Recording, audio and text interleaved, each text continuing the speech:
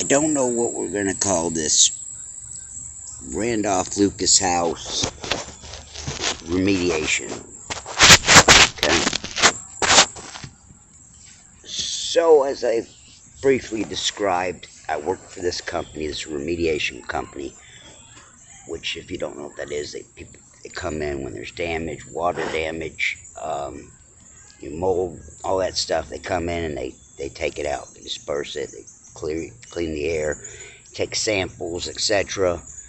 Um, so this is what happens when these, like, most of our jobs were big commercial, were hotels and apartment complexes, where in downtown Atlanta, like for instance, one job was 17, 18 stories of a toilet overflowed and took out 16 or 18 levels, right? So 16, 18 units had to be remodeled from this. It's like insurance jobs, etc.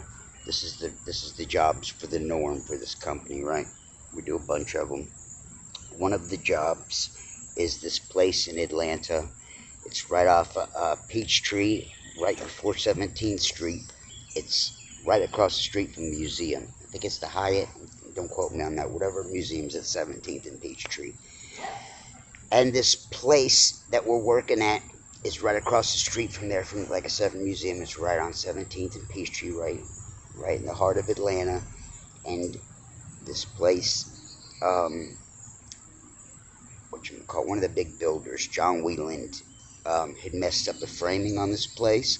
This was a brand new upscale units for sale. I can't really say if it's apartment or townhouse, duplex. I don't know what you would call it, right?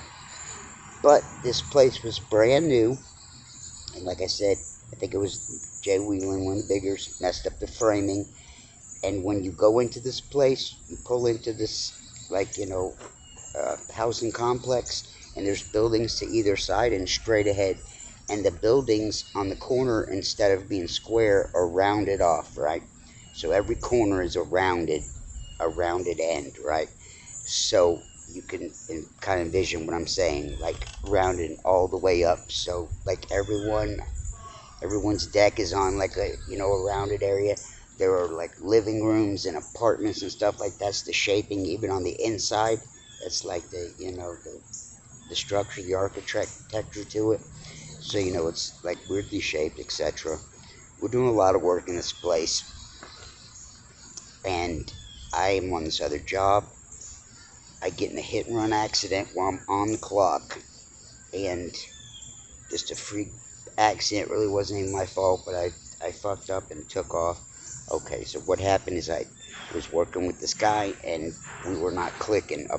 Our boss comes on the job and tells us we need to go down to this other unit, go and finish the other unit today. Okay, right? And our boss leaves.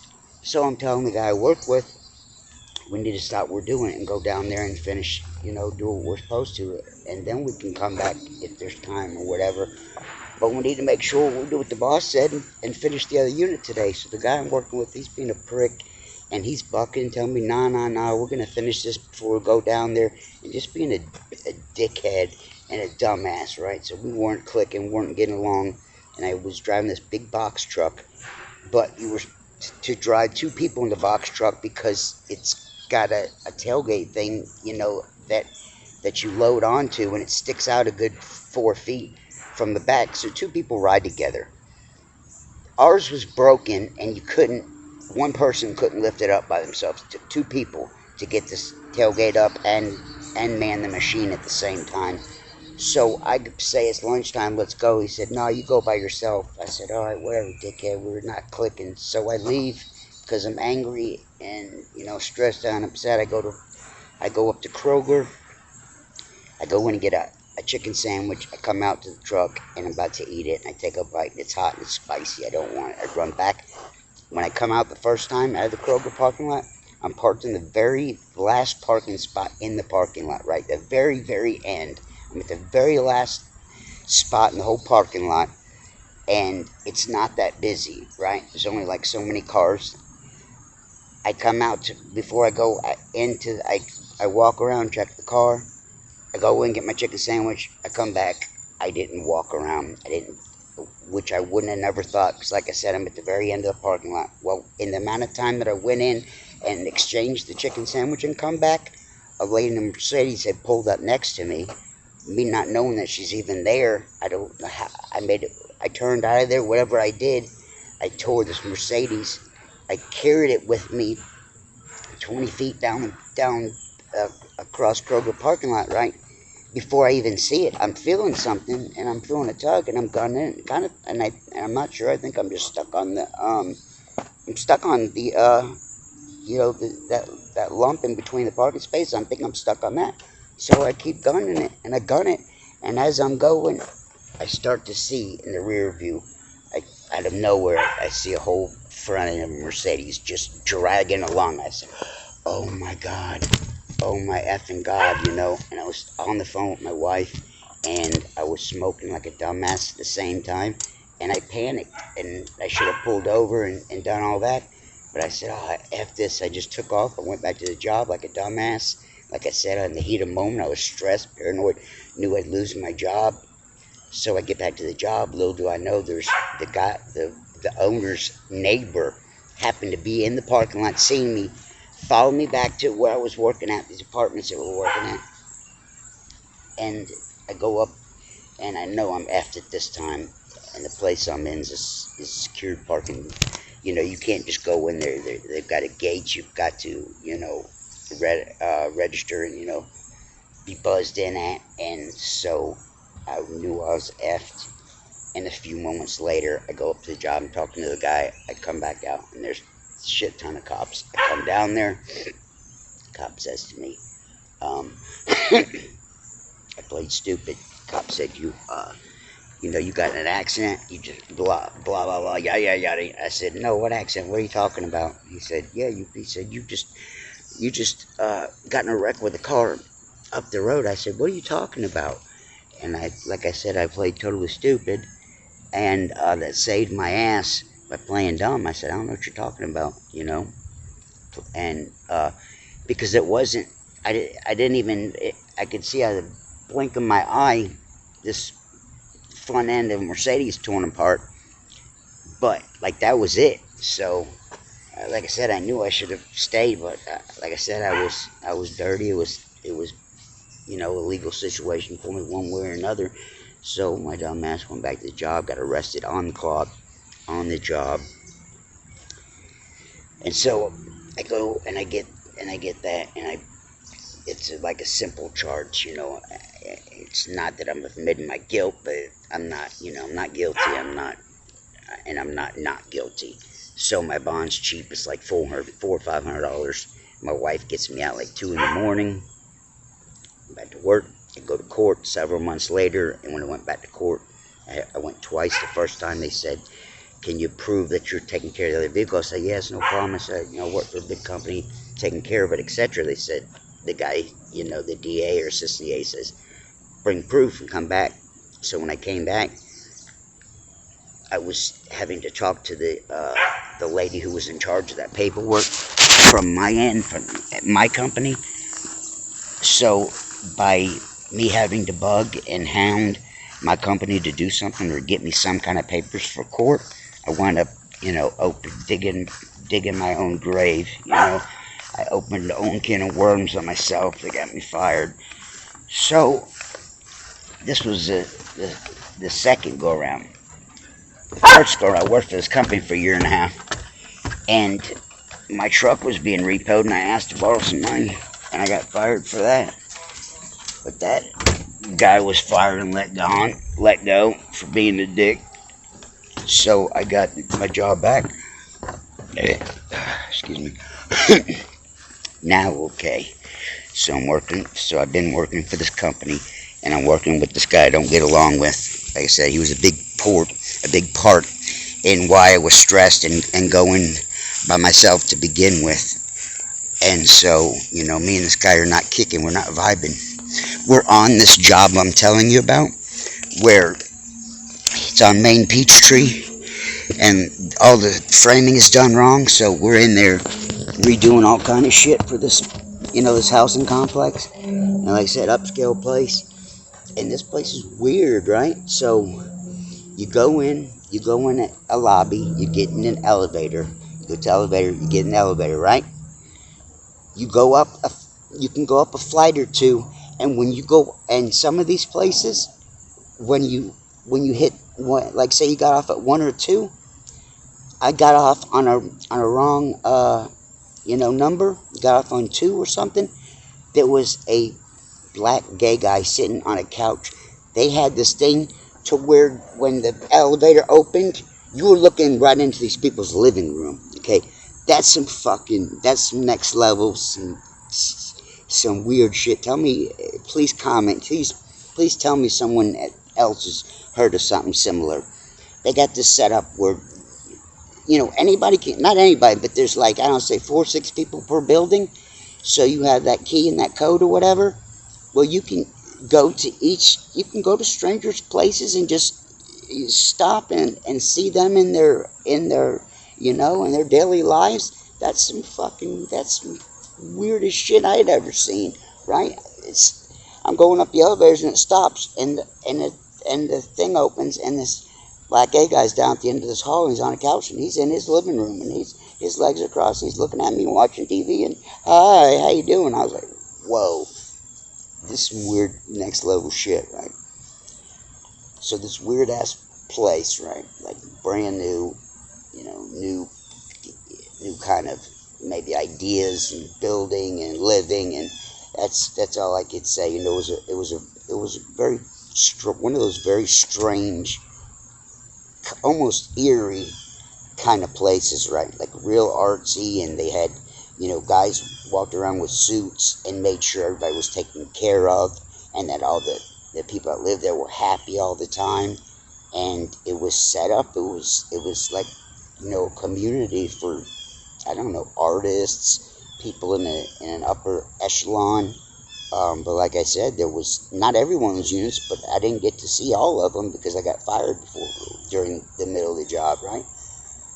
So while we're on that job too, the guy that I'm riding with, this reggae guy, what's his name? Started with an R. I can't remember his name. Me and this guy worked together for nearly a year together, right? Maybe 6, 8 months, and there was times we weren't getting along, right? But we had to ride together, and it got to the point where we didn't like each other. Well, the last day we were working, he's backing up, and he hits one of these stones, right? This place I'm in, this la-di-da-di place, right? Well, they got an office, and right outside the office is the whole driveway and all that. When you drive in this place, it's like not really like really nice cobblestone, kind of.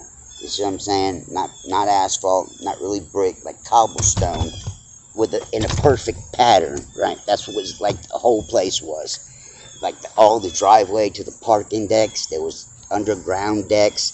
It was kind of neat. It was kind of weird place, and like I said, they had a back parking garage underneath where you could drive down there and you could drive for days. All kind of space and storage room down there, and people parking all kind of vehicles and this and that. People like there's like units in there, where you can stash furniture and all that kind of shit too.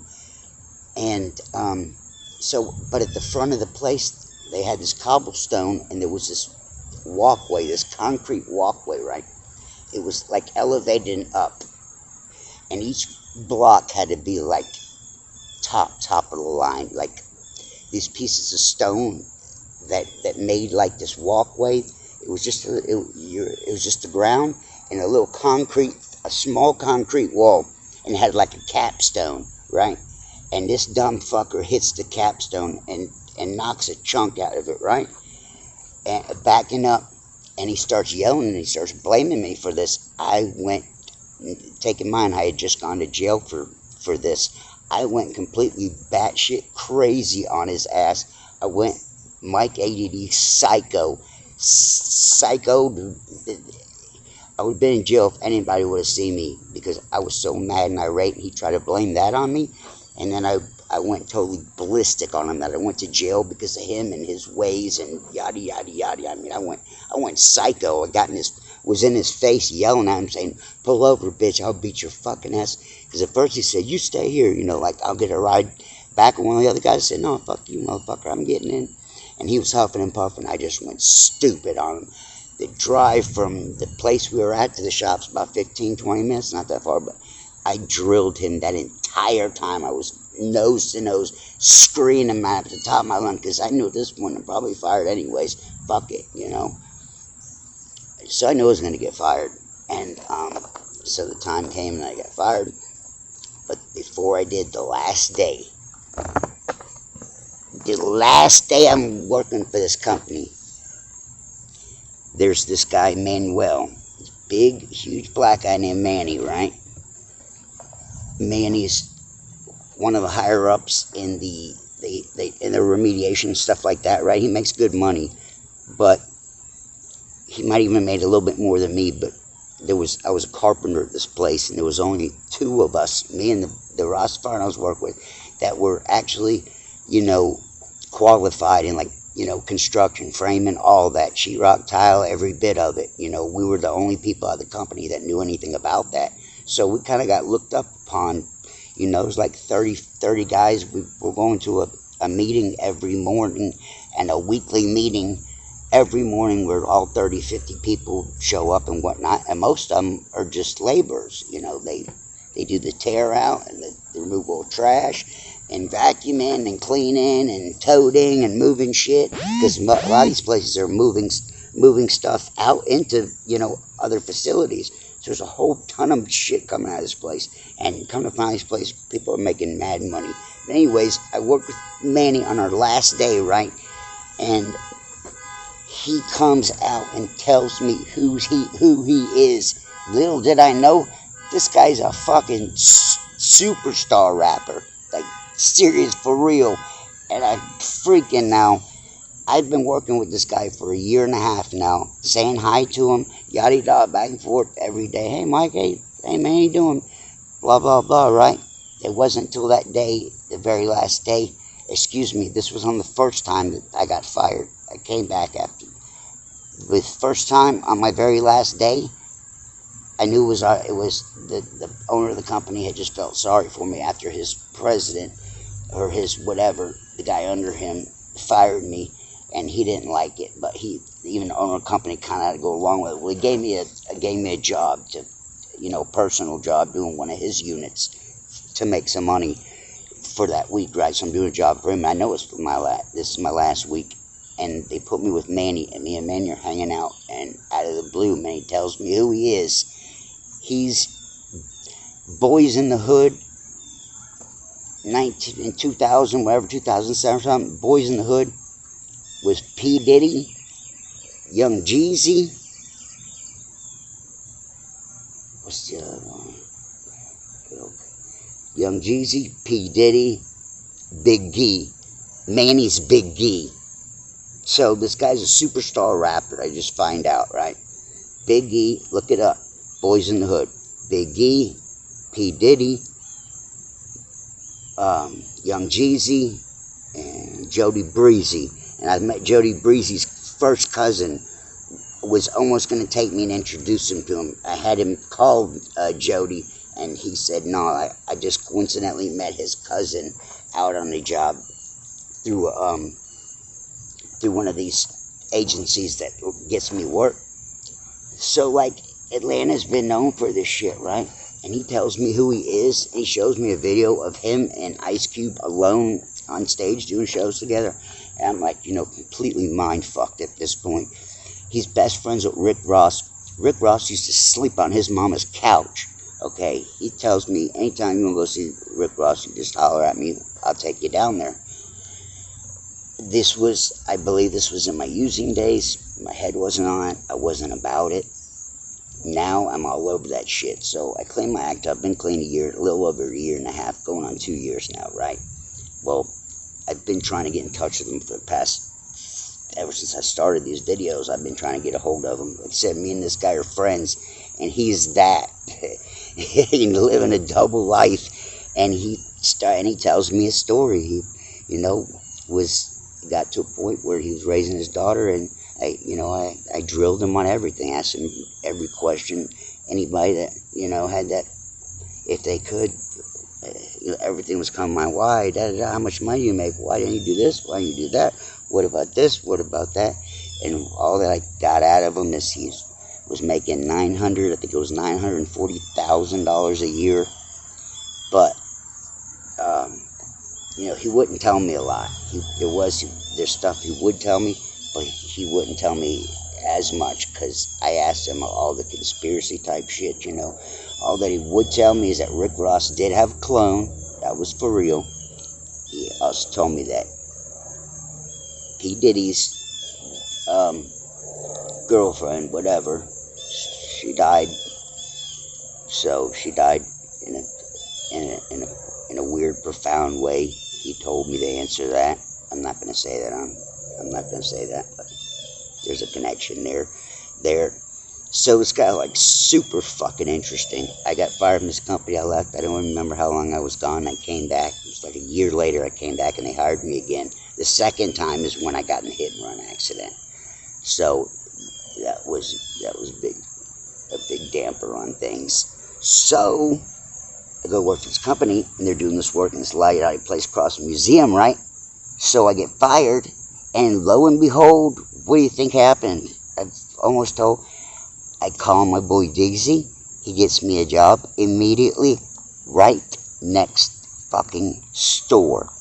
When I mean right next door, I mean when you were at the edge of this parking garage and you look down, there's a small driveway, and on the other side of the driveway and the concrete along there is the house that I'm now going to work at for 6 months. The Ralph Lucas house. Look it up. Look it online. Ralph Lucas house in Atlanta. Look that shit up. It's a story on its own. You'll see this guy Roger Smith talk about it. He cut this house up and moved it 9 miles down the road. A mansion he cut up and took down the road in the heart of Atlanta. There's been mayors, been politicians. There's been all kind of people that have wanted this house, this property. There's stuff in the house that was Thomas Jefferson's family lived in this house. There was Thomas Jefferson's chandelier in his dining room. The shit's off the hook. So I land the house right next door to the fucking job.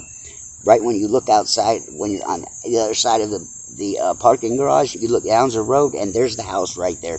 So the week before, I was staring at this house. Lo and behold, not even knowing I'm about to be working on it. Because I was thinking of it. Because I was talking to my friend DZ, and he was telling me he was doing a house right in the heart somewhere. So I was trying to collaborate. I said, well, I'm working over that way too.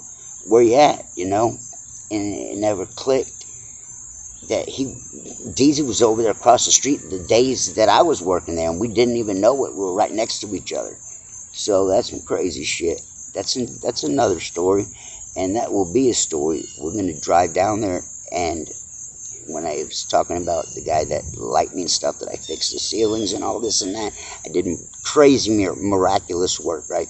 So the guy was eating it up. I did a bunch of work and quick work that had been put off for a long time before I got there. I finished, slicked out the rest of the house, and they couldn't get a finisher.